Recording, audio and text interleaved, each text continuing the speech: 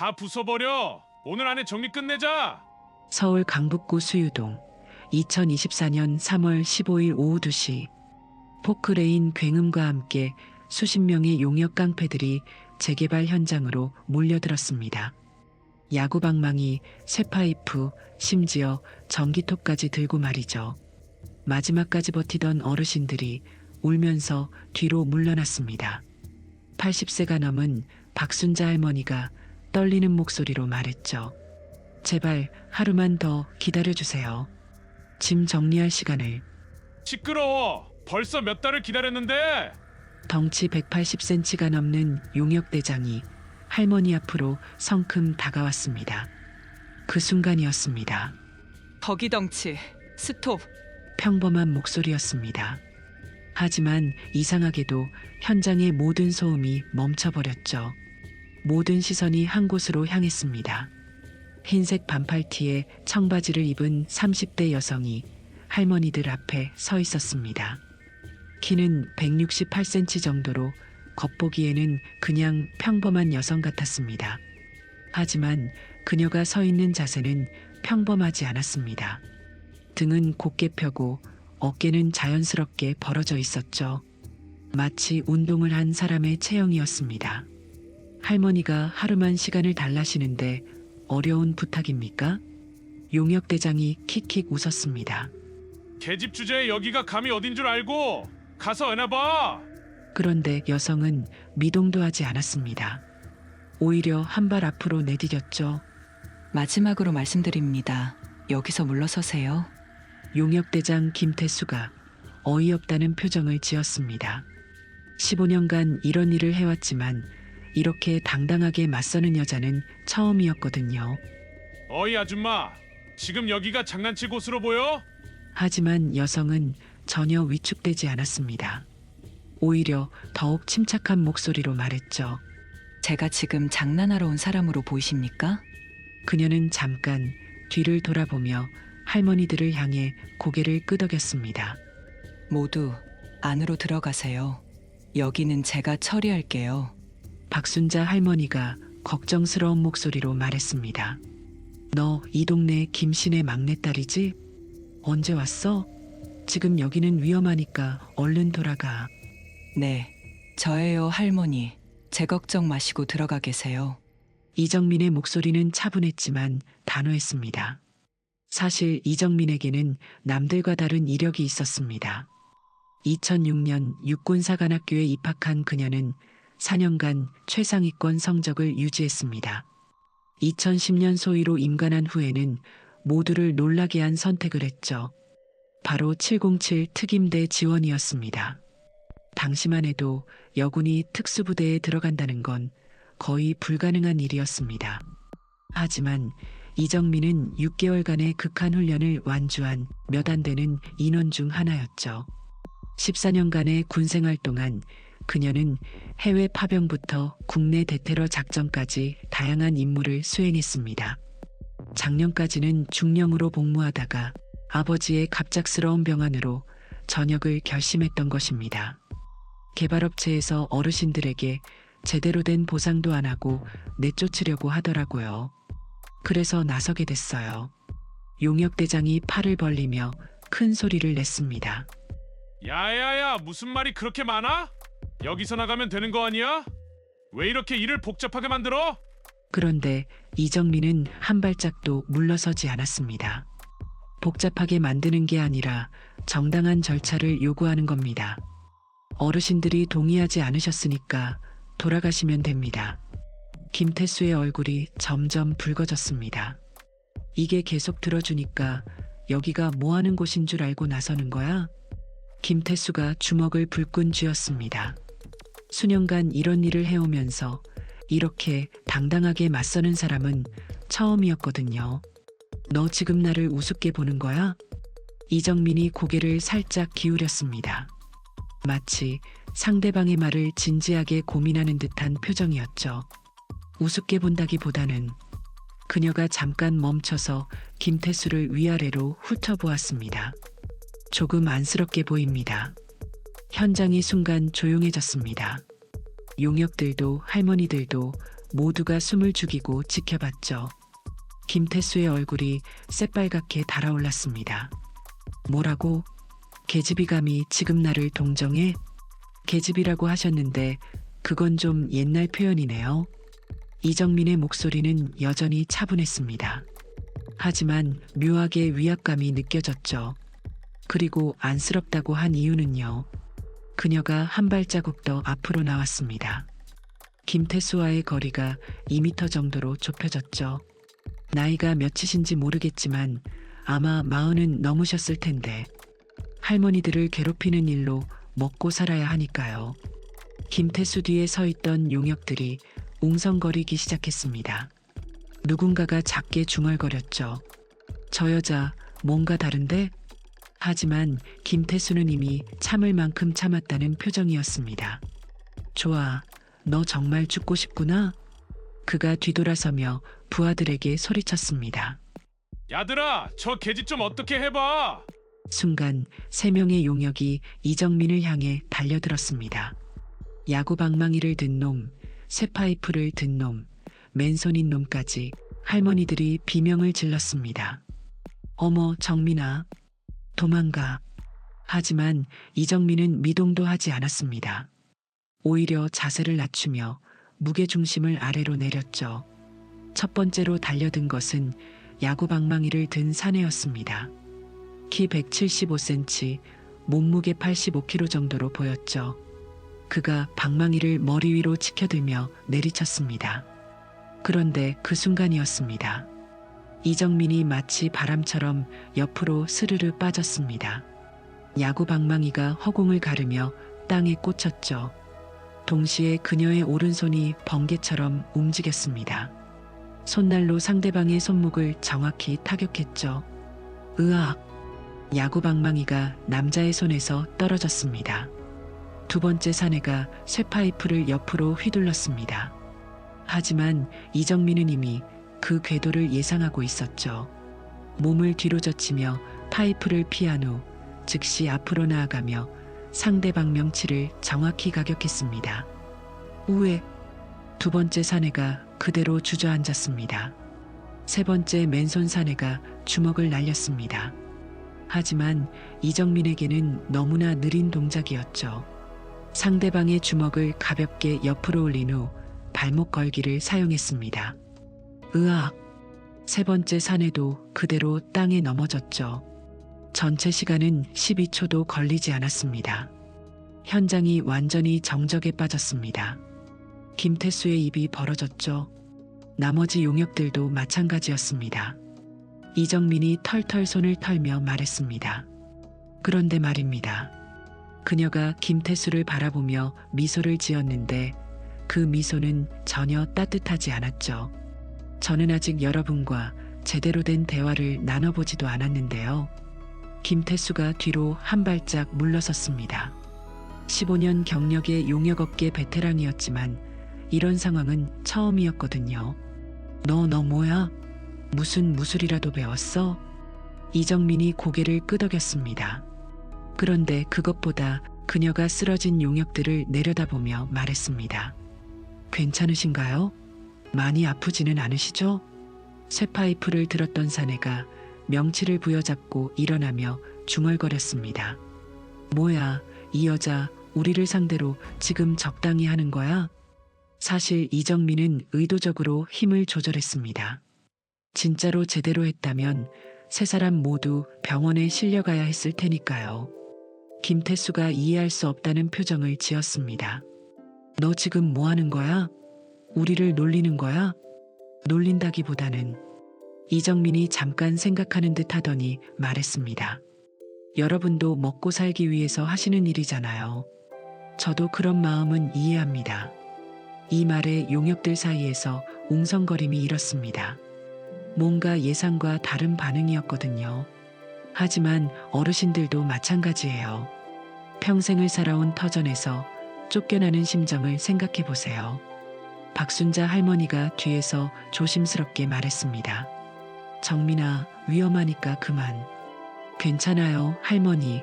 이분들과 조금 더 이야기해 봐야겠어요. 이정민이 김태수에게 다가갔습니다. 이번에는 위협적이지 않은 자연스러운 걸음걸이였죠. 팀장님이시죠? 혹시 성함이 어떻게 되시나요? 갑자기 정중하게 나오는 여성을 본 김태수가 당황했습니다. 김태수 팀장님, 저는 이정민이라고 합니다. 그녀가 자연스럽게 악수를 청했습니다. 김태수가 얼떨결에 손을 내밀었죠. 팀장님도 이 일을 오래 하셨죠? 힘든 일이실 텐데. 15년 정도. 15년이면 정말 오래 하셨네요. 그럼 이런 상황도 많이 겪어보셨겠어요. 김태수가 고개를 끄덕였습니다. 뭔가 대화 분위기가 달라지고 있었거든요. 그런데 팀장님, 솔직히 여쭤봐도 될까요? 이런 일 하실 때 기분이 어떠세요? 특히 할머니, 할아버지들 상대로 할 때요. 김태수가 잠깐 말을 멈췄습니다. 그의 표정이 미묘하게 변했죠. 그건 기분 좋을 리는 없으시겠죠? 이정민의 목소리에 비난의 기색은 전혀 없었습니다. 오히려 이해하려는 톤이었죠. 저도 직장 생활 해봐서 알겠어요. 윗사람이 시키면 해야 하는 거고 안 하면 밥줄이 끊기는 거고. 김태수 뒤에 서 있던 용역 중 하나가 작게 중얼거렸습니다. 맞아, 우리도 먹고 살려고 하는 거지. 그런데 말입니다. 이정민이 할머니들이 있는 쪽을 돌아보며 말했습니다. 저 할머니들도 마찬가지예요. 생존이 걸린 문제거든요. 평생 모은 전 재산이 저 집 한 채뿐인 분들이 대부분이에요. 김태수가 난감한 표정을 지었습니다. 그건 우리가 어쩔 수 없는 문제 아닌가? 회사에서 시킨 일이니까. 맞아요. 그게 문제죠. 이정민이 고개를 끄덕였습니다. 팀장님이 직접 결정할 수 있는 일이 아니라는 거. 그런데 여기서 한 가지 알아두실 점이 있습니다. 김태수가 긴장한 표정으로 물었습니다. 뭔데? 제가 조사해 본 결과 이번 재개발 승인 과정에서 문제가 좀 있었어요. 이정민이 주머니에서 서류 몇 장을 꺼냈습니다. 주민동의서 위조, 보상금 중간에서 빼돌리기, 심지어 시공사 선정 과정에서도. 김태수의 얼굴이 굳어졌습니다. 그런 것까지 우리가 알 바 아니지. 맞습니다. 팀장님은 모르셨겠죠. 이정민이 서류를 다시 주머니에 넣으며 말했습니다. 하지만 이제는 아시게 됐잖아요. 이정민이 자연스럽게 김태수 쪽으로 걸어가며 말했습니다. 15년간 이 일을 하셨다면서요? 그게 뭔 상관이야? 힘들지 않으셨어요? 김태수가 예상치 못한 질문에 당황했습니다. 뭐가 힘들어? 마음이요. 이정민이 진심 어린 표정으로 말했습니다. 매번 이런 일 하실 때마다 마음 한구석이 불편하지 않으셨나요? 뒤에 서 있던 용역 중 하나가 작게 중얼거렸습니다. 그런 건 좀 있지. 김태수가 부하를 째려보며 말했습니다. 야, 쓸데없는 소리 하지 마. 쓸데없는 소리가 아니에요. 이정민이 김태수를 똑바로 쳐다보며 말했습니다. 팀장님도 사람이잖아요. 감정이 있으시고. 감정이 뭐가 중요해? 일이니까 하는 거지. 그럼 집에 가서 아이들한테 자랑스럽게 말할 수 있으세요? 아빠가 오늘 할머니들한테 집에서 나가라고 했더라고요. 김태수의 표정이 굳어졌습니다. 그건 그런 식으로 말하지 않아. 어떤 식으로 말씀하세요? 이정민이 부드럽게 물었습니다. 그냥 이랬다고 하지. 구체적으로는 말씀 안 하시는군요. 김태수가 말문이 막혔습니다. 전곡을 찔린 기분이었거든요. 박순자 할머니가 뒤에서 조용히 말했습니다. 아저씨도 자식 있으시죠? 김태수가 할머니를 쳐다봤습니다. 그렇죠. 몇 살이에요? 고등학생하고 중학생. 그럼 우리한테는 손잡벌이네. 할머니가 안타까운 표정으로 말했습니다. 그런데 어떻게 우리한테 이럴 수 있어요? 김태수가 불편해했습니다. 그건 일이니까. 일이라고 다 똑같은 건 아니잖아요. 이정민이 끼어들며 말했습니다. 팀장님도 분명 처음부터 이런 일을 하려고 했던 건 아니겠죠? 김태수가 잠시 침묵했습니다. 그건 원래는 다른 꿈이 있으셨을 텐데 이정민이 추측하며 말했습니다. 그런데 어쩌다 보니 이 일을 하게 되신 거겠죠? 용역 중 한 명이 공감하듯 말했습니다. 맞아요. 형님도 원래는 다른 일을 하고 싶어 했는데. 닥쳐. 김태수가 날카롭게 말했지만 목소리에 힘이 없었습니다. 이정민이 할머니들을 돌아보며 말했습니다. 할머니들, 혹시 팀장님들한테 미안한 마음 있으세요? 박순자 할머니가 고개를 끄덕였습니다. 그럼요. 이분들도 먹고 살려고 하는 일인데 우리 때문에 곤란해지는 것 같아서 마음이 안 좋아. 다른 할머니도 거들었습니다. 맞아. 우리가 원수는 아니잖아. 예상과 전혀 다른 반응에 김태수가 놀란 표정을 지었습니다. 할머니들, 우리가 미운 건 이분들이 아니야. 박순자 할머니가 말했습니다. 이런 상황을 만든 사람들이 미운 거지. 이정민이 고개를 끄덕이며 말했습니다. 바로 그거예요. 진짜 문제는 따로 있는 거죠. 무슨 뜻이야? 김태수가 관심을 보였습니다. 팀장님들과 할머니들은 원래 싸울 이유가 없는 사람들이에요. 같은 서민이고 같은 처지니까요. 이정민이 설명했습니다. 그런데 누군가가 일부러 이렇게 대립하게 만든 거예요. 용역들이 서로 쳐다봤습니다. 그게 무슨... 간단해요.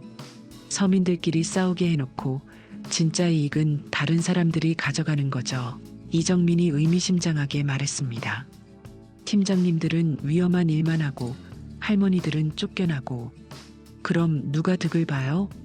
김태수가 진지하게 물었습니다. 개발업체 사장들, 중간에서 돈 빼먹는 사람들. 이정민이 하나씩 손가락을 꼽으며 말했습니다. 그 사람들은 안전한 사무실에서 돈만 세고 있어요. 정작 더러운 일은 팀장님들이 하고 있는데 말이죠. 김태수의 얼굴이 점점 굳어졌습니다. 그럼 우리는 뭐야? 이용당하고 있다는 거야? 그렇다고 생각하지 않으세요? 이정민이 반문했습니다. 김태수가 잠시 생각에 잠겼습니다. 그동안 한 번도 생각해보지 못한 관점이었거든요. 그런데 그걸 안다고 해서 뭐가 달라져? 많이 달라질 수 있어요. 이정민이 자신 있게 말했습니다. 하지만 그건 팀장님이 선택하셔야 할 문제예요. 선택? 네, 계속 이용당할 건지 아니면 진실을 알고 싶으신지요. 김태수가 당황한 표정으로 좌우를 둘러봤습니다. 부하들도 비슷한 반응이었죠. 그래도 우리는 일을 해야 한다니까? 물론이죠. 하지만 잠깐만 기다려 보시는 게 어떨까요? 이정민이 휴대폰을 꺼내며 말했습니다. 혹시 팀장님 회사 대표님 연락처 아시나요? 왜 그걸? 직접 통화해 보려고요. 지금 상황을 설명해 드리고 싶어서요. 김태수가 식은땀을 흘렸습니다. 15년간 이런 일을 하면서 의뢰인과 직접 통화를 하겠다는 사람은 처음이었거든요. 그건 좀... 혹시 곤란하시다면 제가 직접 찾아뵐게요. 이정민이 미소를 지었습니다. 하지만 그 미소가 왠지 섬뜩했죠. 다원건설 김 회장님이시죠? 사무실이 강남구 역삼동에 있다고 들었는데요. 김태수의 얼굴이 하얗게 질렸습니다. 너 어떻게 그걸... 조금 알아봤거든요. 아, 그리고 이정민이 또 다른 서류를 꺼냈습니다. 김 회장님 아들분이 미국에서 부동산 투자하신 것도 알고 있어요. 자금 출처가 조금 애매한 것 같던데요. 이 순간 김태수는 뭔가 잘못됐다는 것을 직감했습니다. 너 도대체 뭐 하는 사람이야? 그냥 동네 사람이에요. 다만 이정민이 잠깐 멈춰서 김태수를 똑바로 쳐다봤습니다. 부정의를 못 견디는 성격이거든요. 그때 김태수의 휴대폰이 울렸습니다. 발신자는 회사 대표였죠. 여보세요? 전화기 너머로 거친 목소리가 들렸습니다. 야, 김태수, 지금 뭐 하고 있는 거야? 아, 사장님. 그게 SNS에 영상 올라왔다며? 우리 애들이 계집한테 털렸다고? 김태수가 주위를 둘러봤습니다. 언제부터인지 구경꾼들이 모여들어 있었고 누군가는 휴대폰으로 촬영하고 있었죠. 그게 아니라 아니긴 뭐가 아니야. 당장 끝내고 올라와. 전화가 끊어졌습니다. 김태수가 난감한 표정으로 이정민을 쳐다봤습니다. 이제 어떻게 하라는 거야? 간단해요. 오늘은 그냥 돌아가세요. 그리고 내일 다시 오시되 제대로 된 서류를 가지고 오세요. 제대로 된 서류? 주민동의서 원본, 정당한 보상금 계약서, 그리고 법원 집행명령서요. 이정민이 손가락을 하나씩 꼽으며 말했습니다. 이 세 가지만 제대로 갖춰오시면 할머니들도 순순히 나가실 거예요. 김태수가 어이없다는 표정을 지었습니다. 그런 게 있었으면 진작에 일이 끝났겠지. 맞습니다. 없으니까 이렇게 강제로 밀어붙이려는 거겠죠. 이정민이 고개를 끄덕이며 말했습니다. 그런데 그게 불법이라는 건 아시죠? 우리는 그냥 시키는 일만. 맞아요. 팀장님은 피해자나 마찬가지예요. 이정민의 목소리가 갑자기 부드러워졌습니다. 사실 제가 조사해 본 결과 다원건설에서 팀장님한테 지급한 용역비도 원래 받으셔야 할 금액의 60% 정도더라고요. 김태수가 깜짝 놀랐습니다. 그걸 어떻게 해? 계약서 사본을 봤거든요. 원래는 3천만 원이었는데 실제로는 1,800만 원만 받으셨죠? 김태수가 말문이 막혔습니다. 그건 정확한 수치였거든요. 나머지 1,200만 원은 중간에서 누가 빼먹었을까요? 이정민이 의미심장한 미소를 지었습니다. 혹시 궁금하시면 알려드릴게요. 그 순간 김태수는 뭔가 큰 그림이 보이기 시작했습니다. 자신들은 그냥 말단에서 더러운 일만 하고 정작 돈은 위에서 다 가져가고 있었던 거죠. 그럼 우리는 어떻게 하라는 거야? 김태수의 목소리에 분노가 섞여 있었습니다. 간단하잖아요. 정당한 몫을 찾아오시면 돼요. 이정민이 명함을 한 장 꺼내서 김태수에게 건넸습니다. 제 연락처예요. 필요하시면 언제든지 연락 주세요. 김태수가 명함을 받아들며 물었습니다. 너 정말 그냥 동네 사람이야? 네, 그냥 이 동네에서 자란 평범한 사람이에요. 이정민이 밝게 웃으며 말했습니다. 다만 부모님께서 정의롭게 살라고 가르쳐 주셔서요. 그때 할머니 한 분이 뒤에서 말했습니다. 정민아 고마워. 정말 고마워. 별 말씀해요 할머니. 당연한 일을 한 것뿐이에요. 김태수가 부하들을 돌아보며 말했습니다. 야들아, 오늘은 그만 들어가자. 형님, 정말 이대로 가요? 어쩌겠어. 상황이 이렇게 됐는데. 용역들이 하나둘씩 짐을 챙기기 시작했습니다. 김태수가 마지막으로 이정민에게 말했습니다. 야, 너 나중에 후회하지 마. 후회할 일이 있을까요? 이정민이 태연하게 대답했습니다. 오히려 팀장님이 후회하지 않으실 거예요. 김태수는 뭔가 더 말하고 싶었지만 결국 고개를 흔들며 돌아섰습니다. 용역들이 철수하고 난 후 현장은 갑작스럽게 조용해졌습니다. 할머니들이 하나둘씩 이정민 주위로 모여들었죠. 정민아 정말 괜찮을까? 저 사람들이 나중에 더 무서운 사람들 데리고 올 수도 있잖아. 박순자 할머니가 걱정스러운 표정으로 말했습니다. 할머니, 그런 일은 없을 거예요. 이정민이 자신 있게 대답했지만 사실 마음 한편으로는 걱정이 되기도 했습니다. 그런데 정민아, 너 정말 어떻게 그렇게 잘 싸워? 영화에서만 보던 일이잖아. 옆집 김말자 할머니가 호기심 어린 눈으로 물었습니다. 아, 그건 학교 다닐 때 태권도를 좀 배웠어요. 이정민이 애매하게 대답했습니다. 군대 얘기는 할머니들이 걱정하실까봐 말하지 않았죠. 태권도? 그런데 저 남자들이 쓰러지는 모습은 태권도 같지 않던데? 요즘 태권도가 많이 발전했나 봐요. 할머니들이 키득키득 웃었습니다. 그때 멀리서 누군가 뛰어오는 소리가 들렸습니다. 엄마 괜찮아? 30대 후반으로 보이는 남성이 헐떡이며 달려왔죠. 박순자 할머니의 아들 박진수였습니다. 진수야, 왜 왔어? 동네에서 연락 와서 깡패들이 와서 난리 났다고. 박진수가 주변을 둘러보며 말했습니다. 그런데 다 어디 갔어? 정민이가 쫓아버렸어. 정민이가? 정민이가 누구? 박순자 할머니가 이정민을 가리켰습니다. 김신의 막내딸이야. 박진수가 이정민을 보며 의아한 표정을 지었습니다. 아, 안녕하세요. 저는 박진수라고 합니다. 네, 이정민입니다. 그런데 정말 깡패들을 쫓아냈다고요? 쫓아낸 게 아니라 대화로 해결했어요. 이정민이 겸손하게 말했지만 할머니들이 나서서 상황을 설명했습니다. 대화는 무슨, 3명을 한 번에 때려 눕혔어. 진짜 영화 같았다니까. 박진수의 눈이 커졌습니다. 정말이요? 과장된 것 같은데요. 이정민이 쑥스러워하며 말했습니다. 그런데 혹시 변호사님 아는 분 계신가요? 변호사요? 왜요? 이 재개발 건이 좀 복잡해 보여서요. 법적인 조언이 필요할 것 같아요.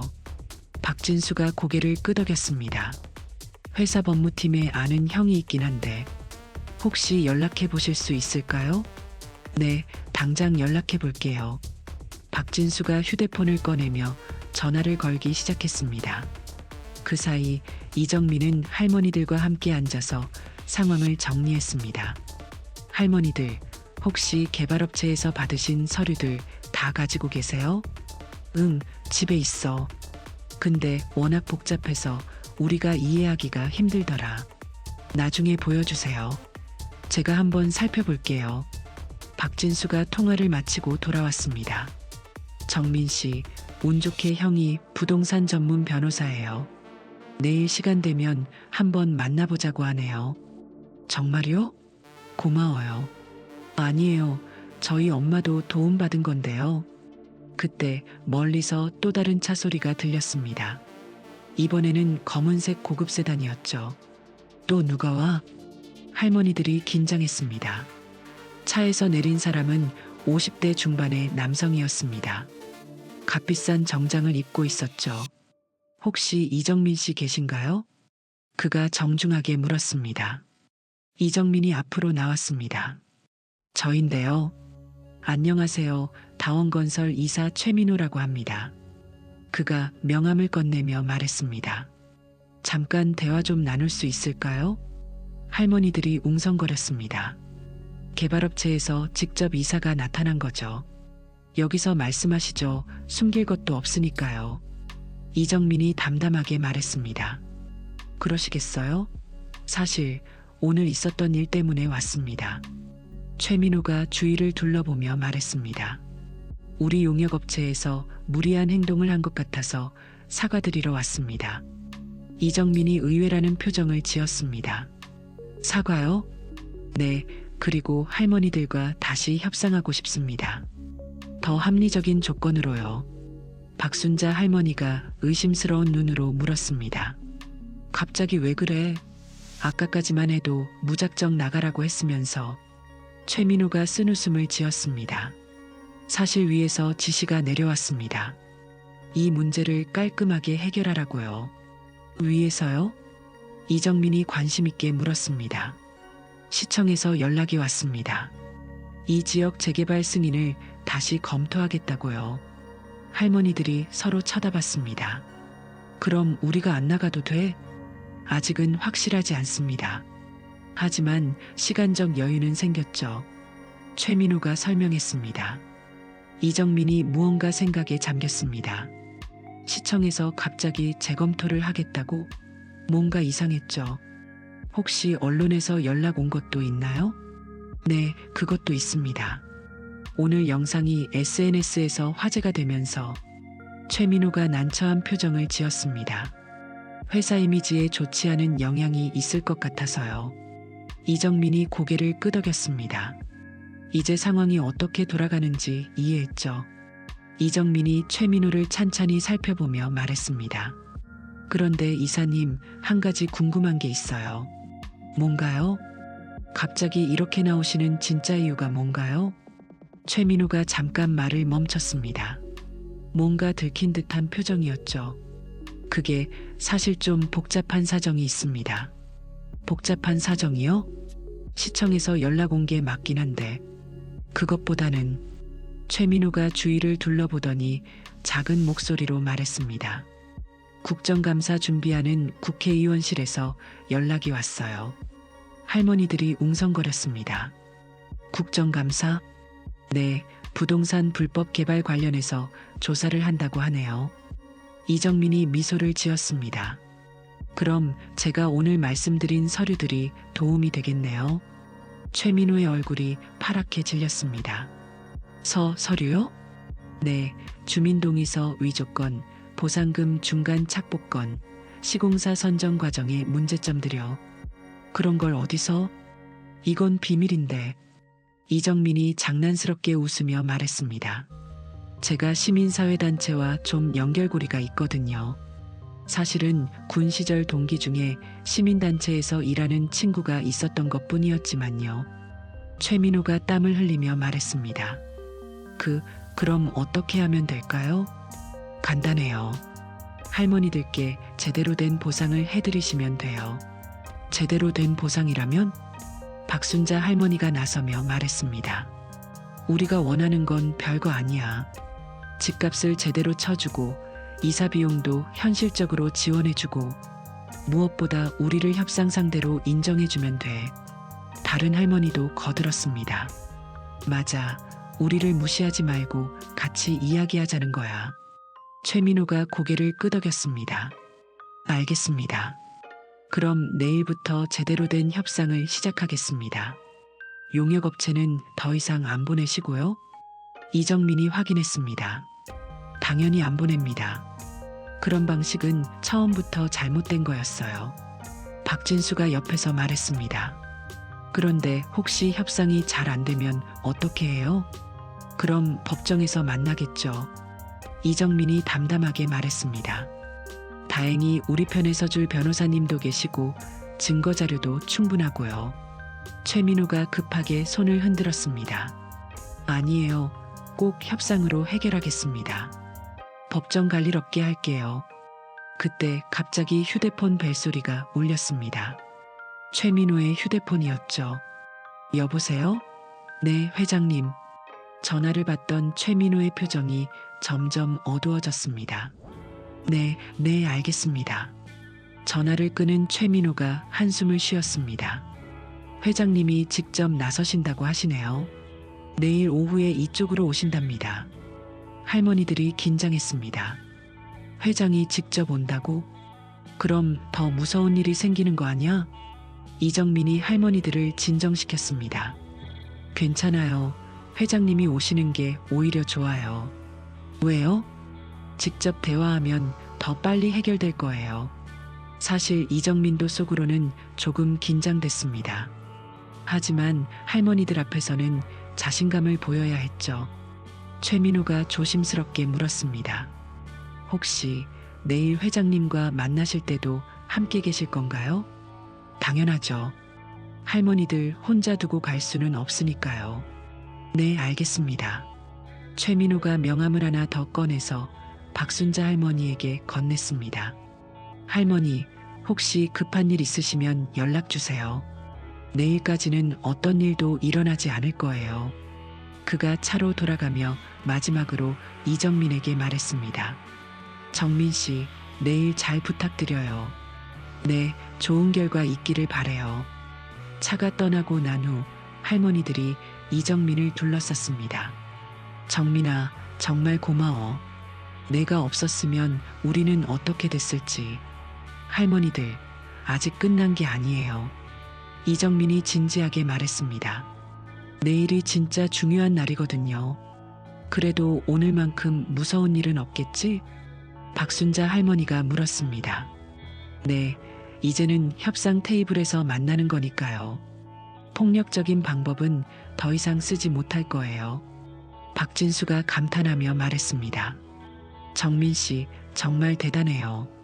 하루 만에 상황을 완전히 바꿔놓으셨네요. 운이 좋았던 것 같아요. 이정민이 겸손하게 대답했습니다. 그리고 할머니들이 포기하지 않으셨으니까 가능한 일이었고요. 해가 서쪽으로 기울어가고 있었습니다. 길고 긴 하루가 저물어가고 있었죠. 그런데 이상하게도 이정민의 마음은 편하지 않았습니다. 뭔가 더 큰 일이 남아있는 것 같은 느낌이었거든요. 할머니들, 오늘 밤에는 집에 혼자 계시지 마세요. 왜? 혹시 또 무슨 일이 있을까? 혹시 모르니까요. 서로 연락하면서 지내세요. 할머니들이 고개를 끄덕였습니다. 그럼 우리는 모두 순전의 집에서 모여 있을까? 좋은 생각이에요. 이정민이 안심하며 말했습니다. 그럼 저도 밤에 한 번씩 확인하러 올게요. 그날 밤 11시경, 이정민은 할머니들 집 주변을 순찰하고 있었습니다. 골목이 평소보다 조용했죠. 너무 조용했습니다. 뭔가 이상한데? 이정민이 발걸음을 멈추고 주변을 살펴봤습니다. 평소 이 시간이면 편의점 앞에 모여있는 동네 청년들도 보이지 않았고 늘 켜져 있던 가로등 몇 개도 꺼져 있었죠. 그때 뒤에서 발소리가 들렸습니다. 이정민이 돌아보니 검은 후드를 쓴 남자 3명이 다가오고 있었습니다. 이정민 씨죠? 가운데 서 있던 남자가 후드를 벗으며 말했습니다. 40대 초반으로 보이는 남자였는데 얼굴에 흉터가 있었죠. 네, 저인데요. 누구세요? 제 소개는 나중에 하고요. 남자가 담배를 꺼내물며 말했습니다. 오늘 우리 동생들이 신세를 많이 졌다면서요? 이정민이 바로 눈치챘습니다. 김태수보다 윗급의 사람이었죠. 동생들이요? 김태수, 그 친구 제 동생이거든요. 남자가 담배에 불을 붙이며 계속 말했습니다. 근데 얘가 와서 울면서 하는 소리가 계집한테 창피를 당했다고 하네요. 이정민이 긴장했습니다. 주변에 사람들이 없었거든요. 그래서 형님이 직접 나서신 건가요? 그렇죠. 우리도 체면이 있는 사람들이라서요. 남자가 담배 연기를 뿜으며 말했습니다. 근데 참 이상하네요. 뭐가요? 김태수 그놈이 15년간 이 일하면서 계집한테 진 적은 처음이라고 하는데요. 남자가 이정민을 위아래로 훑어보며 말했습니다. 겉보기에는 그냥 평범한 여자 같은데? 평범한 여자 맞아요. 이정민이 차분하게 대답했습니다. 그런데 왜 김태수가 그렇게 됐을까요? 남자가 고개를 갸웃하며 물었습니다. 운이 좋았나 보죠. 운이요? 킥킥킥. 남자가 비웃으며 말했습니다. 운으로 3명을 한 번에 때려 눕혔다고요? 그때 이정민이 깨달았습니다. 이들은 단순한 용역 깡패가 아니었죠. 움직임이 달랐습니다. 체계적으로 훈련받은 사람들의 자세였거든요. 혹시 여러분도 군대 출신이신가요? 오, 눈썰미 있네요. 남자가 흥미롭다는 표정을 지었습니다. 저는 해병대 출신이고 얘들은 육군 특전사 출신이에요. 이정민의 표정이 굳어졌습니다. 이건 예상보다 심각한 상황이었죠. 그럼 더 이해하실 거예요. 이정민이 말했습니다. 제가 왜 물러설 수 없는지 말이에요. 물러설 수 없다? 왜요? 할머니들을 지켜야 하니까요. 남자가 담배꽁초를 바닥에 버리며 말했습니다. 그럼 우리랑 한번 붙어보시겠어요? 꼭 그래야 할까요? 이정민이 아쉬운 듯 말했습니다. 저도 군인 출신이라 동료를 상처 입히고 싶지 않거든요. 동료요? 킥킥킥. 남자가 크게 웃었습니다. 여자가 감히 우리를 동료라고? 그 순간 이정민의 눈빛이 변했습니다. 차가우면서도 날카로운 눈빛이었죠. 그럼 할 수 없네요. 남자가 손짓하자 양옆에 2사람이 동시에 움직였습니다. 하지만 이정민도 가만히 있지 않았죠. 오른쪽에서 오는 공격을 피하면서 동시에 왼쪽 상대의 발목을 걸었습니다. 그리고 중간에 있던 리더격 남자에게 직진했죠. 오, 제법인데? 남자가 감탄하며 주먹을 날렸습니다. 하지만 이정민의 속도가 더 빨랐습니다. 상대방의 주먹을 피하면서 동시에 명치를 가격했죠. 남자가 뒤로 물러섰습니다. 그 사이 넘어졌던 왼쪽 상대가 일어나서 뒤에서 공격해왔습니다. 이정민이 뒤돌아 상대방의 팔을 잡고 어깨 던지기를 사용했죠. 두 번째 상대가 바닥에 쓰러졌습니다. 이제 리더와 오른쪽 상대 하나가 남았죠. 야, 이거 장난 아닌데? 리더가 진지한 표정으로 말했습니다. 너 진짜 뭐하던 사람이야? 그냥 동네 사람이라고 했잖아요. 이정민이 숨을 고르며 말했습니다. 하지만 군대에서 좀 배웠죠. 군대? 여자가 어느 부대? 그건 비밀이에요. 이정민이 미소를 지었습니다. 리더가 남은 동료를 쳐다봤습니다. 우리 둘이 같이 가자. 형님, 그래도 상대가 여자인데. 여자고 뭐고 따질 때가 아니야. 저거 보통 여자 아니야. 두 사람이 동시에 달려들었습니다. 하지만 이정민은 이미 다음 움직임을 예상하고 있었죠. 오른쪽 상대를 먼저 처리하기 위해 옆으로 이동했습니다. 상대방의 공격을 피하면서 다리를 걸어 넘어뜨린 후 바로 리더에게 집중했죠. 리더는 예상보다 강했습니다. 이정민의 공격을 막아내며 반격해왔거든요. 두 사람이 한동안 공방을 주고받았습니다. 리더가 헉헉거리며 말했습니다. 너 정말 어느 부대 출신이야? 특전사보다 세다니까?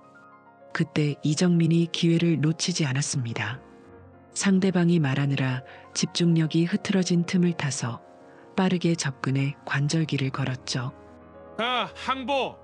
리더가 바닥에 눕혀진 채로 소리쳤습니다. 항복이야. 이정민이 천천히 리더를 놓아주었습니다. 리더가 일어나서 옷을 털며 말했습니다. 야, 너 진짜 대단하다. 나 해병대에서 15년 했는데 이렇게 진 건 처음이야. 이정민이 숨을 고르며 대답했습니다. 저도 오랜만에 제대로 운동했네요. 운동이라고? 이게 운동이야? 리더가 어이없어하며 말했습니다. 그건 그렇고 이제 어떻게 할 거야? 어떻게 하긴요. 집에 가서 자야죠. 이정민이 태연하게 말했습니다. 리더가 당황했습니다. 아니, 우리를 어떻게 할 거냐고? 별로 할 게 없는데요? 이정민이 고개를 갸웃하며 말했습니다. 리더가 더욱 당황한 표정을 지었습니다. 뭐라고? 별로 할 게 없다고? 네, 여러분도 일하시는 분들이니까요. 이정민이 담담하게 말했습니다. 다만 한 가지만 부탁드릴게요. 뭔데? 할머니들한테는 손대지 마세요. 리더가 멍한 표정으로 동료들을 쳐다봤습니다. 쓰러진 두 사람도 일어나서 옷을 털고 있었죠. 이 상황이 이해가 안 되는데? 왼쪽 동료가 중얼거렸습니다.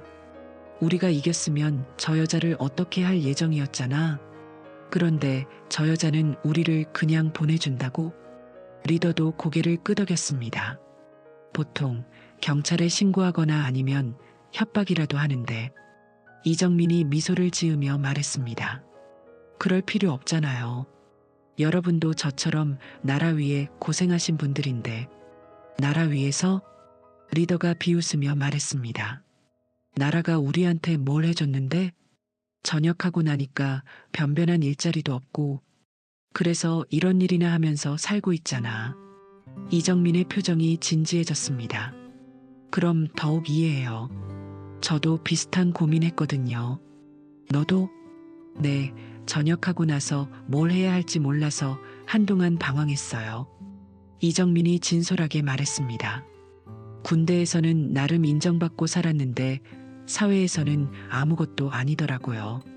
리더와 동료들의 표정이 조금씩 변했습니다. 특히 여자라서 더 힘들었어요. 면접 보러 가면 군대에서 뭘 했냐고 묻는데 대답하기도 애매하고 왼쪽 동료가 공감하듯 말했습니다. 맞아, 우리도 특전사 출신이라고 하면 사람들이 무서워해. 그래서 이런 일밖에 할 수가 없었어. 리더가 한숨을 쉬며 말했습니다. 15년 복무하고 나왔는데 할 줄 아는 게 싸우는 것밖에 없으니까. 그런데 너는 어떻게 이겨냈어? 저요? 이정민이 잠깐 생각하더니 말했습니다. 사실 아직 이겨낸 건 아니에요. 그럼 그냥 하루하루 살아가는 거죠. 도움이 필요한 사람들 도와주면서요. 오른쪽 동료가 의아한 표정으로 물었습니다. 도움이 필요한 사람들? 네, 오늘 할머니들처럼요. 약한 사람들을 보호하는 일. 그게 우리가 군대에서 배운 진짜 의미 아닐까요? 리더가 잠시 침묵했습니다. 그러다가 갑자기 웃음을 터뜨렸죠. 하, 이 여자 진짜 재밌네. 우리더러 착하게 살라고? 착하게 살라는 게 아니라 이정민이 진지하게 말했습니다. 자랑스럽게 살자는 거예요. 자랑스럽게? 네, 우리가 받은 훈련과 경험을 좋은 일에 쓰자는 거죠. 그때 멀리서 사이렌 소리가 들렸습니다. 경찰차 소리였죠. 리더가 긴장했습니다. 너 경찰 불렀어? 아니에요. 저도 몰라요. 이정민도 당황했습니다. 경찰차 2대가 골목 입구에 멈춰섰습니다. 경찰관 4명이 내려서 이쪽으로 걸어왔죠. 신고 들어온 곳이 여기인가요? 경찰관이 물었습니다. 신고요? 이정민이 의아해했습니다. 네, 폭력사건 신고가 들어왔는데요. 그때 골목 안쪽에서 박순자 할머니가 나타났습니다. 정민아, 괜찮아? 할머니, 어떻게 여기에? 집에서 보고 있었는데 이 사람들이 너를 애워싸고 있더라. 그래서 경찰에 신고했어. 리더가 어이없어 했습니다. 할머니가 신고했다고? 경찰관이 상황을 파악하려 했습니다. 어떤 일이 있었나요? 아무 일 없었습니다. 이정민이 빠르게 대답했습니다. 그냥 이야기하고 있었어요. 경찰관이 리더와 동료들을 쳐다봤습니다. 정말 아무 일 없었나요? 리더가 이정민을 쳐다보더니 말했습니다. 네, 아무 일 없었어요. 그냥 동네에서 만나서 대화 좀 했어요. 경찰관이 의심스러운 눈으로 주변을 둘러봤습니다. 바닥에 흩어진 옷조각들과 먼지투성이가 된 사람들을 보면 뭔가 있었다는 게 명백했거든요. 정말 문제 없나요? 박순자 할머니가 나섰습니다. 경찰관님, 정말 괜찮아요. 우리 정민이가 잘 해결했어요. 경찰관이 여전히 의심스러워했지만 당사자들이 모두 괜찮다고 하니 어쩔 수 없었죠.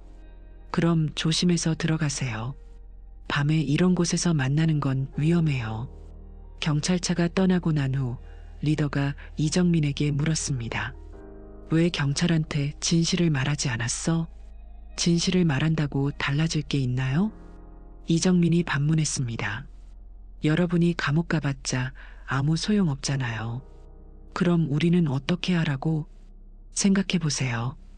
이정민이 명함을 꺼내서 리더에게 건넸습니다. 정말로 자랑스럽게 살고 싶으시면 연락 주세요. 뭘 할 건데? 아직 구체적으로 생각해 본 건 아니지만 이정민이 미소를 지으며 말했습니다. 우리 같은 사람들이 할 수 있는 좋은 일들이 많을 거예요. 리더가 명함을 받아들며 말했습니다. 너 정말 특이한 여자야. 그런 소리 많이 듣지? 그런가요? 보통 사람들은 우리를 무서워하거나 싫어하는데 너는 다르네. 이정민이 고개를 끄덕였습니다. 우리는 나쁜 사람들이 아니니까요. 다만 길을 잘못 들었을 뿐이죠. 리더가 명함을 주머니에 넣으며 말했습니다. 그런데 하나만 더 물어봐도 될까? 네, 뭐든지요. 너 진짜 어느 부대 출신이야? 솔직히 말해봐. 이정민이 잠깐 망설이더니 말했습니다. 707 특임대요.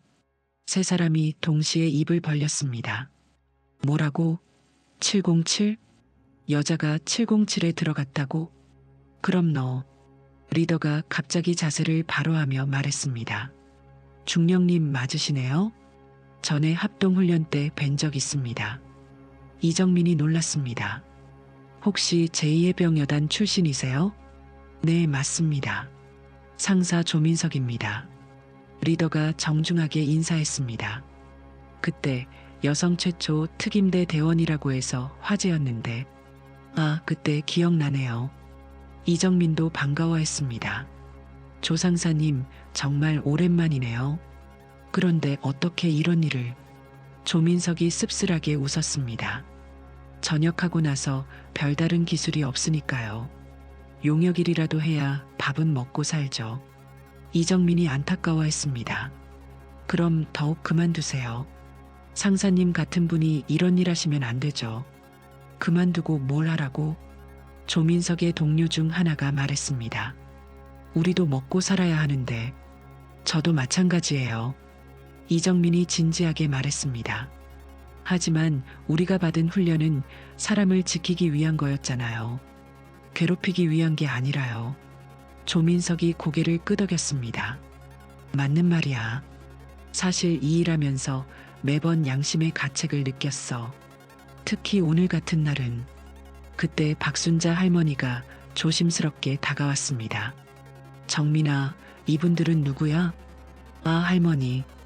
이분들은 제가 군대에서 알던 분들이에요. 군대에서? 할머니가 조민석을 쳐다봤습니다. 그럼 이분들도 군인이었어? 네, 해병대 출신이세요. 조민석이 쑥스럽게 인사했습니다. 안녕하세요, 할머니. 아이고, 고생 많았겠다. 박순자 할머니가 따뜻하게 말했습니다. 그런데 오늘 밤에 여기서 뭐 하는 거야? 조민석이 대답하기 곤란해했습니다. 이정민이 대신 말했습니다. 그냥 우연히 만났어요, 할머니. 그래, 그럼 다행이네. 할머니가 조민석에게 말했습니다. 아저씨, 우리 정민이가 오늘 얼마나 멋있었는지 알아? 네. 용역 깡패들을 혼자서 다 쫓아냈어. 정말 영화 같았다니까. 조민석과 동료들이 서로 쳐다보며 웃음을 참았습니다. 그랬군요. 그런데 아저씨들은 뭐 하는 분들이야? 할머니의 질문에 조민석이 당황했습니다. 저희는 경비업체에서 일해요. 이정민이 빠르게 도와줬습니다. 그래, 그럼 우리 동네 경비도 좀 봐줄 수 있어? 요즘 이상한 사람들이 자꾸 와서. 조민석이 진지하게 대답했습니다. 네, 할머니, 필요하시면 언제든지 연락주세요. 정말 고마워라. 할머니가 기뻐했습니다. 그럼 우리 집에 와서 차라도 한잔 하고 가. 아니에요, 할머니. 늦었으니까 들어가세요. 이정민이 말했습니다. 이분들도 집에 가셔야 해요. 할머니가 아쉬워하며 집으로 들어갔습니다. 할머니가 떠나고 난 후 조민석이 말했습니다. 중령님, 정말 미안합니다. 우리가 할머니들을 괴롭히려고 왔는데. 괜찮아요, 상사님. 이정민이 손을 저었습니다. 오히려 잘 됐어요. 잘 됐다고요? 네, 이렇게 다시 만났잖아요. 이정민이 미소를 지으며 말했습니다. 그런데 정말로 이 일 그만두세요. 다른 일을 찾아봐요. 조민석의 동료가 말했습니다. 다른 일이라고 해도 마땅한 게 없는데요. 우리 나이에 이 경력으로 할 수 있는 일이 뭐가 있겠어요? 이정민이 잠깐 생각하더니 말했습니다. 혹시 보안업체는 어떠세요? 보안업체요? 네, 정당한 보안업체요. 백화점이나 대형마트, 아파트 경비 같은 일 말이에요. 조민석이 고개를 저었습니다. 그런 곳은 월급이 너무 적어요. 가족들 먹여 살리기도 힘들고요. 그렇다면 이정민이 뭔가 떠오른 듯 말했습니다. 제가 아는 변호사님께 물어볼게요. 변호사님이요? 네, 혹시 개인 보안이나 경호 쪽 일이 있는지요? 정당한 일이면서 돈도 제대로 주는 곳 말이에요. 조민석의 눈이 반짝였습니다. 정말요? 그런 곳이 있을까요? 한번 알아볼게요. 이정민이 약속했습니다.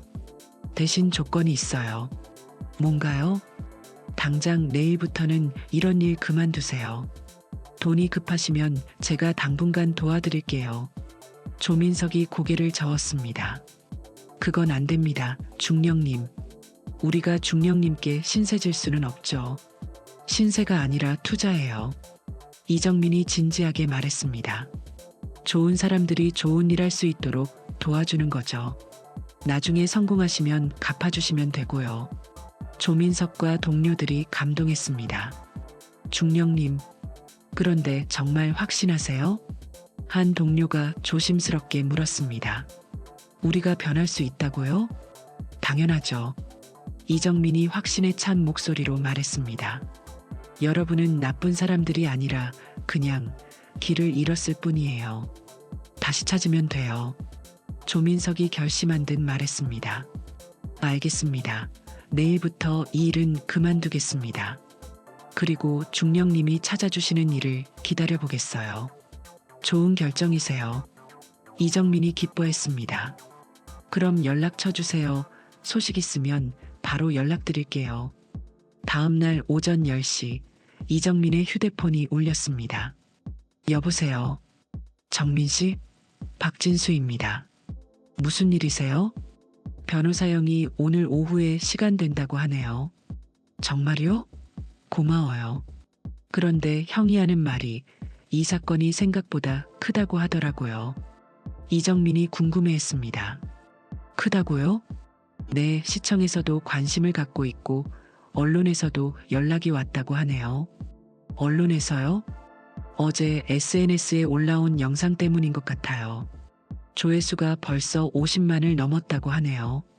이정민이 당황했습니다. 50만이요? 네, 그리고 댓글들 보니까 비슷한 피해를 당한 사람들이 많더라고요.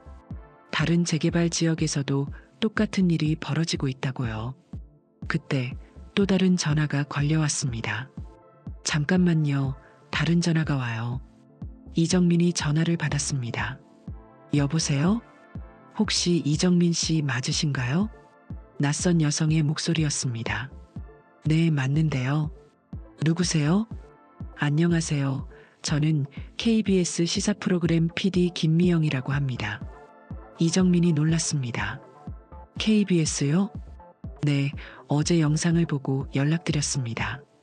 혹시 인터뷰 가능하실까요? 인터뷰요? 네, 불법 재개발 문제에 대해 다루려고 하는데요. 정민 씨 사례가 아주 좋은 예시가 될 것 같아서요. 이정민이 잠깐 생각했습니다. 죄송하지만 저보다는 할머니들을 인터뷰하시는 게 어떨까요? 할머니들이요?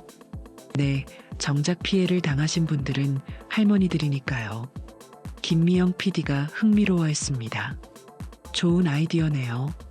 그럼 할머니들과 함께 인터뷰하는 건 어떨까요? 할머니들께 물어보고 연락드릴게요. 네, 기다리겠습니다. 전화를 끊고 나서 이정민이 다시 박진수에게 전화했습니다. 죄송해요. 갑자기 일이 커지네요. 맞아요. 형 말로는 이런 사건이 전국적으로 많다고 하더라고요. 그래서 더 신중하게 해야 한다고요. 알겠어요. 그럼 오후에 뵙죠. 오후 2시 다원건설 김 회장이 수유동에 나타났습니다. 검은색 벤츠 2대와 함께 양복 입은 사람들이 여러 명 따라왔죠. 할머니들이 모여서 긴장한 표정으로 지켜봤습니다. 정민아, 저 사람이 회장이야? 그런 것 같아요, 할머니. 김 회장은 60대 중반의 남성으로 위압적인 분위기를 풍겼습니다. 그가 할머니들 앞에 서서 말했습니다. 안녕하십니까. 다원건설 대표 김정호입니다. 어르신들께 인사드리러 왔습니다. 박순자 할머니가 경계하며 말했습니다. 갑자기 왜 오셨어요? 어제 있었던 일 때문에 직접 와서 사과드리고 싶었습니다. 김 회장이 허리를 숙여 인사했습니다. 우리 직원들이 너무 무례했습니다. 할머니들이 웅성거렸습니다. 예상과 다른 반응이었거든요. 그리고 새로운 제안을 드리고 싶습니다. 김 회장이 서류 뭉치를 꺼냈습니다. 기존 보상금의 150%를 드리겠습니다. 할머니들이 깜짝 놀랐습니다. 150%라고? 네, 그리고 이주 비용도 모두 저희가 부담하겠습니다. 임시 거주지도 마련해드리고요. 이정민이 의심스러워했습니다. 갑자기 왜 이렇게 나올까? 그런데 조건이 있습니다. 김 회장이 말했습니다. 이번 주 안에 결정해 주셔야 해요. 그리고 언론 인터뷰는 하지 말아주셨으면 합니다. 이정민이 바로 눈치챘습니다. 언론 때문이군요. 네. 김 회장이 이정민을 쳐다봤습니다. 언론에 알려지는 게 부담스러우시죠? 그건 아마 다른 지역 재개발 현장에도 영향을 줄까봐 걱정되시는 것 같은데요. 김 회장의 표정이 굳어졌습니다. 젊은 아가씨가 참견할 일이 아닌 것 같은데요. 참견이 아니라 조언이에요. 이정민이 차분하게 말했습니다. 150%도 좋지만 200%는 어떠세요? 뭐라고? 김 회장이 벌컥 화를 냈습니다. 지금 협박하는 거야? 협박이 아니라 정당한 협상이죠. 이정민이 미소를 지었습니다. 어차피 법정에 가면 더 오래 걸리고 비용도 더 많이 들 텐데요. 지금 해결하시는 게 회장님께도 유리하실 거예요. 그때 뒤에서 누군가가 박수를 쳤습니다. 훌륭한 협상이네요. 모두가 돌아보니 40대 초반의 남성이 걸어오고 있었습니다. 정장을 입고 있었지만 어딘지 친근한 인상이었죠. 누구세요? 김 회장이 경계하며 물었습니다. 안녕하세요. 변호사 신동욱입니다. 그가 명함을 건네며 말했습니다. 어르신들의 법적 대리인으로 왔습니다. 김 회장의 얼굴이 하얗게 질렸습니다. 변호사요? 네, 그리고 제 뒤에 있는 분은 KBS PD님이시고요. 뒤에서 김미영 PD가 카메라맨과 함께 나타났습니다. 안녕하세요. 촬영 허가받고 왔습니다. 김 회장이 당황했습니다. 잠깐, 이건 사전에 약속된 일이 아닌데 공개적인 장소에서 공익을 위한 취재입니다. 신동욱 변호사가 설명했습니다. 법적으로 문제 없어요. 이정민이 할머니들에게 말했습니다. 할머니들, 어떻게 하실 건가요? 방송에 나가셔도 괜찮으세요? 박순자 할머니가 다른 할머니들과 상의한 후 말했습니다. 우리와 같은 처지의 사람들에게 도움이 된다면 나가죠. 좋은 결정이세요. 신동욱 변호사가 김 회장에게 말했습니다. 회장님도 인터뷰에 응해주시겠어요? 공정한 기회를 드리겠습니다. 김 회장이 진퇴양난에 빠진 표정이었습니다. 언론을 피하려고 했는데 오히려 더 큰 주목을 받게 된 상황이었죠. 김 회장이 땀을 흘리며 뒤에 서 있는 직원들을 쳐다봤습니다. 잠깐 이 상황을 정리하고 진행하죠. 아니에요, 회장님. 이정민이 나섰습니다. 지금이 가장 좋은 타이밍인 것 같은데요. 모든 이해 당사자들이 모여 있잖아요. 김미영 PD가 카메라를 세팅하며 말했습니다. 회장님, 정말 좋은 기회예요. 국민들에게 다원건설의 진심을 보여주실 수 있어요. 김 회장이 어쩔 수 없다는 표정으로 고개를 끄덕였습니다. 알겠습니다. 하지만 공정하게 해주세요. 당연히 공정하게 하겠습니다. 촬영이 시작됐습니다. 김미영 PD가 박순자 할머니에게 먼저 질문했습니다. 할머니, 이번 재개발로 어떤 어려움을 겪으셨나요? 아이고, 어려움이라. 할머니가 눈시울을 적시며 말했습니다. 여기서 50년을 살았는데 갑자기 나가라고 하니까 보상금도 집값에 비해 너무 적고 어디 가서 어떻게 살라는 건지, 구체적으로 어떤 문제가 있었나요? 처음에 제시한 보상금이 시세의 60% 정도였어요. 이정민이 대신 설명했습니다. 그리고 주민동의서도 제대로 받지 않고 진행했고요. 김 회장이 급하게 끼어들었습니다. 그건 오해가 있었던 것 같습니다. 저희는 정당한 절차를 거쳤고. 정당한 절차요? 신동욱 변호사가 서류를 꺼냈습니다. 그럼 이것도 정당한 절차인가요? 서류에는 위조된 주민동의서 내용이 적혀 있었습니다. 김 회장의 얼굴이 굳어졌습니다. 그건 어디서 구한 자료인가요? 합법적인 경로로 입수한 자료입니다. 그리고 이것도 보세요. 변호사가 또 다른 서류를 보여줬습니다. 보상금 중간에서 30% 정도가 사라졌네요. 어디로 간 걸까요? 김 회장이 당황했습니다. 그건 그런 일은 없었을 텐데. 회장님도 모르셨다는 말씀인가요? 김미영 PD가 날카롭게 물었습니다. 그럼 회사 내부에 문제가 있다는 얘기인데요. 그때 갑자기 김 회장의 휴대폰이 울렸습니다. 잠깐만요. 그가 전화를 받았는데 통화 내용이 다 들렸습니다. 회장님, 큰일 났습니다. 국정감사준비위원회에서 압수수색 나온다고 해요. 오늘 오후에 본사로 온답니다. 김 회장의 얼굴이 하얗게 질렸습니다. 지금 뭐라고 했어? 압수수색이요?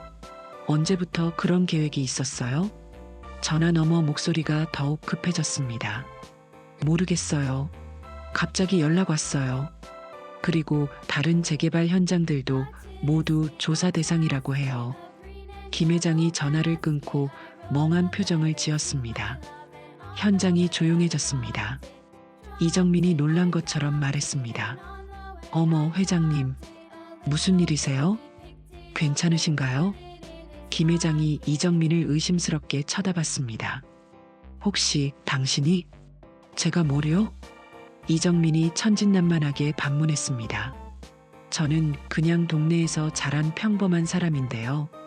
평범한 사람이 어떻게 이렇게...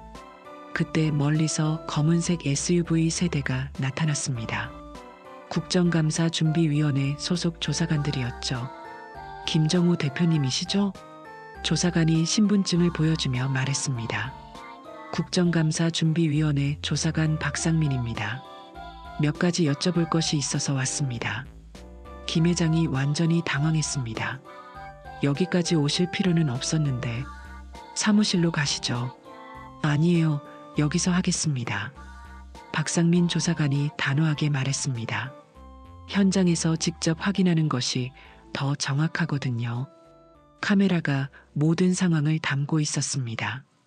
김미영 PD가 흥분한 목소리로 말했습니다. 이건 완전히 특종이네요. 조사관이 김 회장에게 질문했습니다. 대표님, 이 지역 재개발 과정에서 주민 동의는 제대로 받으셨나요? 그건 물론입니다. 그럼 동의서를 보여주세요. 김 회장이 직원에게 눈짓했지만 직원들도 어쩔 줄 몰라 했습니다. 지금 당장은 준비가... 그럼 보상금은 어떻게 책정하셨나요? 시세에 맞게 책정했습니다. 시세에 맞게요? 박상민 조사관이 서류를 꺼냈습니다. 저희가 조사한 바로는 시세의 60% 수준인데요. 나머지 40%는 어디로 갔나요? 김 회장이 말문이 막혔습니다. 이정민이 조용히 할머니들에게 말했습니다. 할머니들, 이제 걱정 안 하셔도 될 것 같아요. 정말? 네, 국가에서 직접 조사하고 있으니까요. 정당한 보상을 받으실 수 있을 거예요. 박순자 할머니가 감격했습니다. 정민아, 정말 고마워. 내가 아니었으면 어떻게 될 뻔했는지. 그때 조민석이 동료들과 함께 나타났습니다. 중령님, 상사님, 어떻게 여기에? 뉴스 보고 왔습니다. 조민석이 김 회장을 쳐다보며 말했습니다. 이 양반이 우리한테 더러운 일 시킨 놈이네요. 김 회장이 조민석을 알아봤습니다. 너희들, 어제 왜 일을 제대로 안 했어? 제대로 안 했다고요? 조민석이 코웃음 쳤습니다. 우리는 이제 그런 더러운 일 안 해요. 뭐라고? 새로운 일자리를 찾았거든요. 조민석이 이정민을 쳐다보며 말했습니다. 중령님이 소개해 주신 정당한 일이요. 이정민이 미소를 지었습니다. 어젯밤에 연락 받았어요. 보안업체에서 경력 있는 사람들을 찾고 있다고 하더라고요. 정말요? 할머니들이 기뻐했습니다. 그럼 이분들도 이제 좋은 일 하시는 거네요? 네, 정당하게 돈 벌면서 사람들을 지키는 일이에요. 박상민 조사관이 김 회장에게 말했습니다. 대표님, 일단 동행해 주시겠어요? 더 자세한 조사가 필요할 것 같습니다. 김 회장이 체념한 표정으로 고개를 끄덕였습니다. 할머니들께는 미안합니다. 이런 일이 일어나서. 박순자 할머니가 의외로 따뜻하게 말했습니다. 알았어요.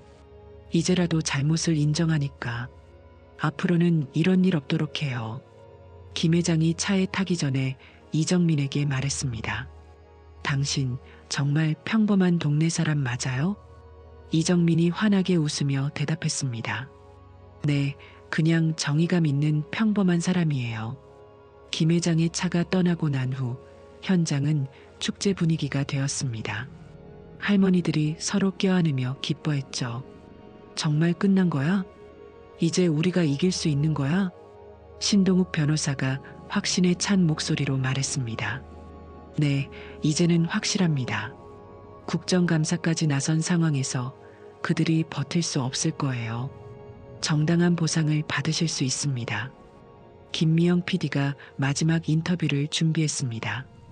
정민 씨, 마지막으로 한 말씀 해주세요. 시청자들에게 전하고 싶은 메시지가 있으시다면요.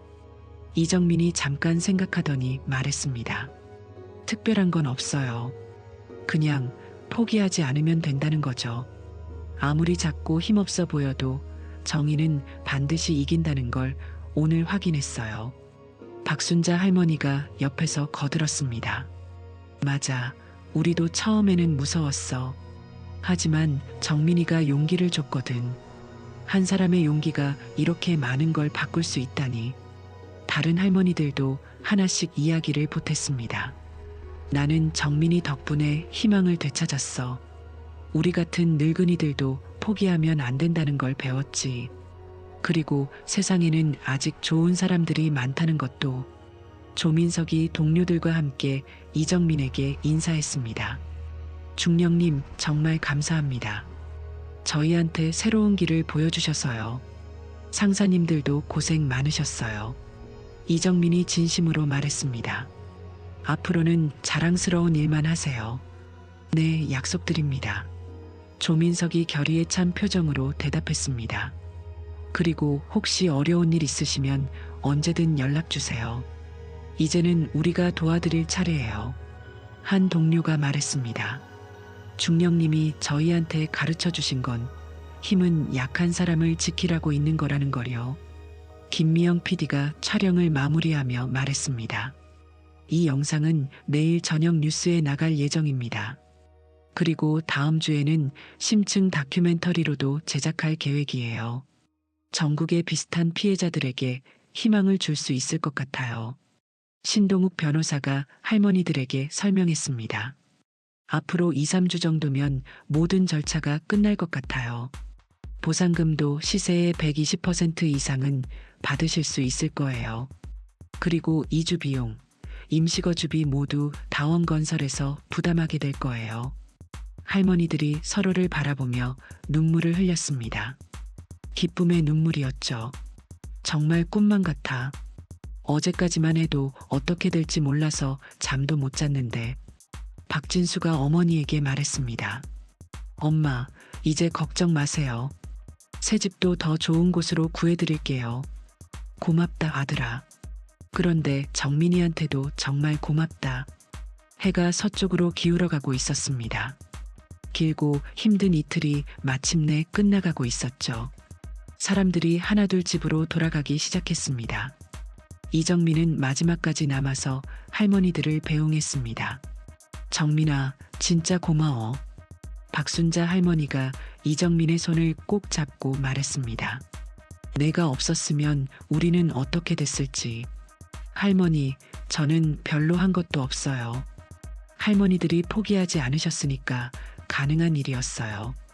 그래도 용기를 준 건 너야. 첫 발걸음을 내딘 것도 너고. 다른 할머니가 말했습니다. 정민아, 너 덕분에 우리도 배웠어. 나이가 들어도 포기하면 안 된다는 것. 그리고 혼자가 아니라는 것. 세상에는 우리를 도와줄 좋은 사람들이 있다는 것 말이야. 이정민이 따뜻하게 미소 지었습니다. 저도 많이 배웠어요, 할머니. 용기라는 게 혼자서는 나오지 않는다는 것. 서로 힘이 되어줄 때 나오는 거더라고요. 할머니들이 모두 집으로 들어간 후 이정민은 혼자 골목을 걸었습니다. 평범한 골목이었지만 이제는 특별하게 느껴졌죠. 이틀 전만 해도 절망에 빠져있던 이곳이 이제는 희망으로 가득했습니다. 이정민이 하늘을 올려다보며 생각했습니다. 군대에서 배운 건 나라를 지키는 거였는데 정작 정말 지켜야 할 건 이런 평범한 일상이었구나. 할머니들의 웃음소리, 동네의 평화로운 저녁. 그때 휴대폰이 울렸습니다. 아버지에게서 온 전화였죠. 여보세요, 아빠. 정민아, 뉴스 봤다. 아버지의 목소리에 자부심이 섞여 있었습니다. 우리 딸이 정말 자랑스럽다. 아빠가 키운 보람이 있네. 과찬이에요, 아빠. 과찬이 아니야. 정말 잘했어. 그런데 정민아. 네. 앞으로도 이런 일들이 많을 텐데 너무 무리하지는 마라. 세상을 다 바꿀 수는 없으니까. 이정민이 웃으며 대답했습니다. 알아요, 아빠. 하지만 조금씩이라도 바꿔나가야죠. 그래야 우리가 살고 있는 이 동네가, 이 나라가 더 좋아지니까. 그래, 우리 딸 말이 맞다. 하지만 건강 조심하고 무엇보다 안전하게 해라. 네, 약속드릴게요. 전화를 끊고 이정민은 다시 골목을 걸었습니다. 멀리서 편의점 불빛이 보였고 몇몇 동네 사람들이 모여서 이야기하고 있었습니다. 아마 오늘 있었던 일에 대해 이야기하고 있겠죠. 이정민이 마음속으로 생각했습니다. 인생이라는 게 참 신기해. 어제까지만 해도 뭘 해야 할지 몰랐는데 오늘 하루 만에 내가 정말 하고 싶은 일을 찾았네. 그녀는 결심했습니다. 앞으로도 이런 일들이 있을 때마다 주저하지 않고 나서기로, 힘없는 사람들의 편에 서기로, 정의로운 일을 위해서라면 언제든 용기를 내기로, 별들이 하나둘씩 나타나기 시작하는 저녁 하늘 아래 이정민은 집으로 향했습니다. 내일도 새로운 하루가 시작될 테고 또 다른 도전이 기다리고 있겠지만 이제는 두렵지 않았습니다. 혼자가 아니라는 걸 알게 됐으니까요. 그리고 작은 용기 하나가 얼마나 큰 변화를 만들어낼 수 있는지도 확인했으니까요. 우리 모두의 일상 속에는 이런 순간들이 숨어 있습니다. 포기하고 싶을 때, 혼자라고 느낄 때, 세상이 불공평하다고 생각될 때. 하지만 기억하세요. 용기 있는 한 사람이 나서면 반드시 함께할 사람들이 나타납니다. 그리고 정의는 반드시 승리합니다. 비록 시간이 걸릴지라도 포기하지 않는 한 말이에요. 감동기억 채널이었습니다. 끝까지 시청해주신 모든 분들, 앞으로 좋은 일만 가득해지실 거예요.